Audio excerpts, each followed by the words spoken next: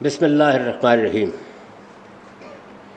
عن عبداللہ ابن مسعود قال سألت رسول اللہ صلی اللہ علیہ وسلم ای العمل افضل قال الصلاۃ لوقتها قال قلت ثم ای قال بر الوالدین قال قلت ثم ای قال الجہاد فی سبیل اللہ۔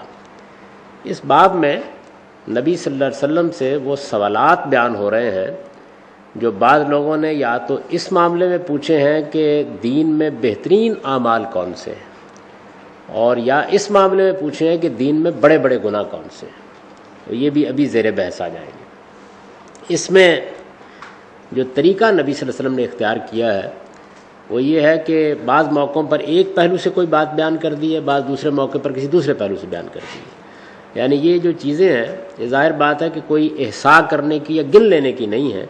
دین میں جو بڑے بڑے اعمال ہیں یا جو بڑے بڑے گناہ سمجھے جاتے ہیں ان کی کوئی جامع و مانع فہرست بیان کرنا پیش نظر نہیں ہے، بلکہ مخاطب کے لحاظ سے جتنی بات وہ سمجھتا ہے، جس جگہ کھڑا ہے، مختلف وقتوں میں آپ نے مختلف چیزوں کو واضح کیا ہے۔ باتیں تو کم و بیش ایک ہی ہیں، لیکن کہیں ترتیب بدل جاتی ہے، کہیں تھوڑا بہت ان میں تبدیلی آپ کر دیتے ہیں۔ تو یہ عبداللہ بن مسعود رضی اللہ عنہ کی روایت ہے۔ یہ کہتے ہیں کہ میں نے رسول اللہ صلی اللہ علیہ وسلم سے پوچھا، بڑے جلیل القدر صحابہ میں سے ہیں، کہ سب سے افضل عمل کون سا ہے۔ اب ایک موقع پر نبی صلی اللہ علیہ وسلم نے یہ بیان کیا کہ سب سے افضل عمل اللہ پر ایمان ہے۔ یہاں ظاہر بات ہے کہ مخاطب وہ ہے کہ جس کے ہاں ایمان تو اپنے آخری درجے میں موجود ہی ہے، اور یہ صاف معلوم ہوتا ہے کہ وہ اس موقع پر یہ پوچھنا چاہتا ہے کہ جو عام اعمال دین کے اندر قائم کیے گئے ہیں ان میں سب سے بہترین عمل کون سا ہے۔ تو آپ نے فرمایا کہ نماز، بشرطے کہ وہ اس کے وقت پر پڑھی جائے، یعنی نماز کی پابندی اس کے اوقات کے لحاظ سے ہو۔ یہ بڑی اہم بات ہے۔ اس کی وجہ یہ ہے کہ نماز کیا ہے؟ اللہ کی یاد کے لیے اللہ کی طرف سے بلاوا ہے، یعنی اللہ تعالیٰ کی طرف سے اعلان کیا جاتا ہے کہ یہ وقت آ گیا ہے، اب تم لوگوں کو اپنے سب کام چھوڑ کر میرے سامنے سرفکندہ ہو جانا ہے۔ اس میں آدمی اگر ٹال مٹول سے کام لیتا ہے، تساہل سے کام لیتا ہے، غفلت سے کام لیتا ہے، تو اس کے مطلب یہ ہے کہ اس کو بلایا جا رہا ہے اور وہ اس معاملے میں گریز اور فرار کا رویہ اختیار کر رہا ہے۔ تو نماز کی اس اہمیت کو بہت اچھی طرح سمجھ لینا چاہیے۔ اللہ کی سچی معرفت اگر آدمی کو حاصل ہے تو وہ یہ جان سکتا ہے کہ پھر میرے پروردگار نے مجھے طلب کیا ہے اور مجھے اب حاضر ہونا ہے، اور حاضر ہو کر اپنے مالک کے سامنے سر جھکا دینا ہے۔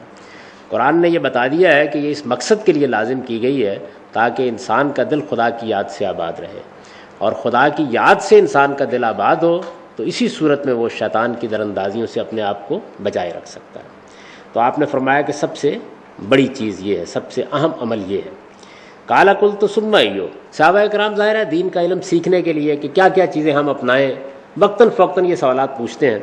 تو انہوں نے پوچھا کہ اچھا نماز کا معاملہ تو واضح ہو گیا، اس کے بعد آپ نے فرمایا قال بر الوالدین، یعنی اب جب اللہ کا حق بیان کر دیا تو پھر فوراً بندوں کا حق بیان کیا، اور یہ بتایا کہ والدین کے ساتھ حسن سلوک۔ انسان کو دنیا میں اپنے اخلاقی وجود کا جو تقاضا سب سے پہلے پیش آتا ہے والدینی کے معاملے میں پیش آتا ہے۔ والدین انسان کی پیدائش کا ذریعہ بھی بنتے ہیں اور پھر پرورش کا ذریعہ بھی بنتے ہیں اور بڑی قربانیاں دیتے ہیں۔ تو اللہ نے ان کا حق قائم کیا ہے، اپنے حق کے بعد دوسرا بڑا حق انہی کا قائم کیا ہے۔ تو ارشاد فرمایا کہ والدین کے ساتھ حسن سلوک یہ دوسری بڑی چیز ہے۔ قال قلت ثم ای۔ پھر انہوں نے پوچھا کہ اس کے بعد، تو آپ نے فرمایا الجہاد فی سبیل اللہ، اللہ کی راہ میں جد و جہد کرنا۔ قرآن مجید میں یہ لفظ جہاد فی سبیل اللہ ہے، یہ صرف قتال یا جنگ کے لیے استعمال نہیں ہوتا، بلکہ اصلاً دعوت کی جد و جہد کے لیے استعمال ہوتا ہے، یعنی اللہ کا دین لوگوں تک پہنچایا جائے، سرگرمی کے ساتھ اس کو عام کیا جائے۔ چنانچہ جاہد فی اللہ حق جہاد ہی، جاہد بہی جہادن کبیرہ، ان سب موقعوں کے اوپر یہ دعوت کی جد و جہد کے لیے استعمال ہوا ہے۔ تو اللہ کی راہ میں جب آدمی جد و جہد کرتا ہے، گویا اس کے دین کو سمجھتا ہے، اس کا دین دوسروں تک پہنچاتا ہے، تو یہ جہاد فی سبیل اللہ ہے۔